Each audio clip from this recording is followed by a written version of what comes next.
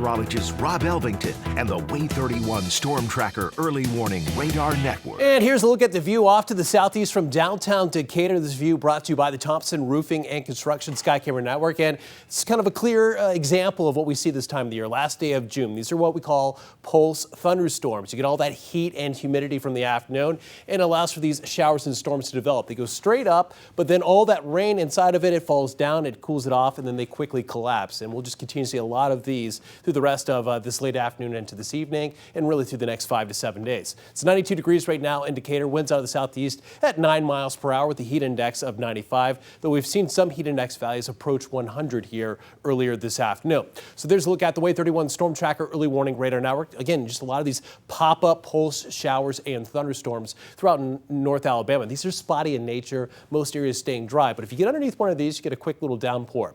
Also keeping an eye on this line of showers and storms racing towards us from out of North Georgia. You'll notice that they're putting out quite a bit of cloud ground lightning and heavy rain and just about to cross over the state line here in the next 20 to 30 minutes. I'll put a track on this at about 20 to 25 miles per hour to the west and northwest. This will be moving into places like Fort Payne close to 508, Rainsville at 532, Collinsville at 544. But again, it's a broken line. So just because you're inside of that track does not mean you're going to see the showers and the storms from that. Then as we take a closer look at Morgan County, Lawrence County, again, a lot of these just pop-up showers and storms drifting to the northwest. These are small. They're about a mile or two wide, so you could just be right down the road and stay completely dry. But again, if you get underneath those, you're going to get a quick little pour of rainfall. So there's a look at the forecast for tomorrow. We're going to go through the process again.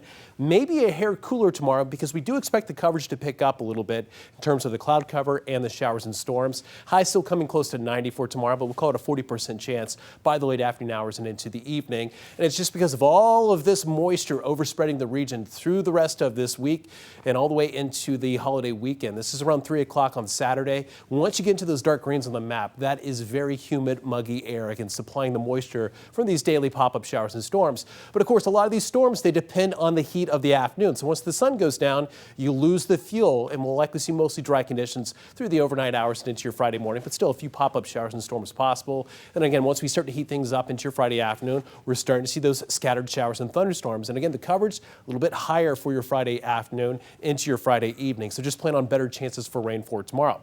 There's a look at the rainfall forecast through the next 7 days. You'll notice a lot of blues on the map, especially by Tuesday, Wednesday, and Thursday of next week. That's indicating closer to about an inch of rainfall. You'll notice the purples on the map, that's closer to about an inch and a half of rainfall, and that's some much needed rainfall here in North Alabama. We're also keeping a close eye on this guy right here. This could actually be a named storm system here through the rest of this evening. You'll notice kind of hugging the Texas coast right by Galveston, Texas right now, heading towards the Louisiana coast.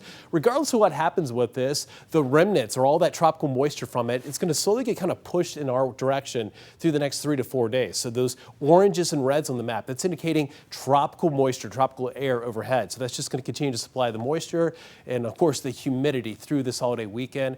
Highs are back up to the low 90s for next week. Could even see a few spots to the mid 90s.